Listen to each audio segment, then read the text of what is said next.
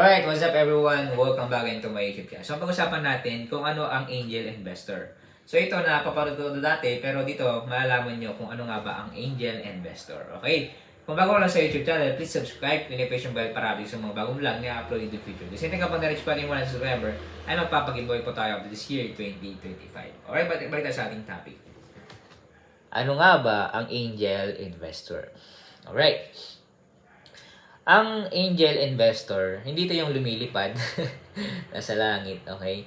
So for me, ang angel investor ay isang tao na nag-i-invest sa startup, okay?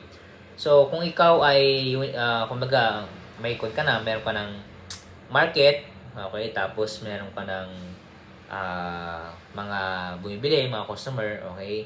Okay, so maganda yung market mo, okay? So okay na. So, ngayon, kailangan mo mag-expand. So, kailangan mo ng angel investor. It means isang tao na nag-invest sa startup. Alright? If you want to buy this book, please click the Facebook page, official link in the description. Message lang po kayo. Salamat po and God bless.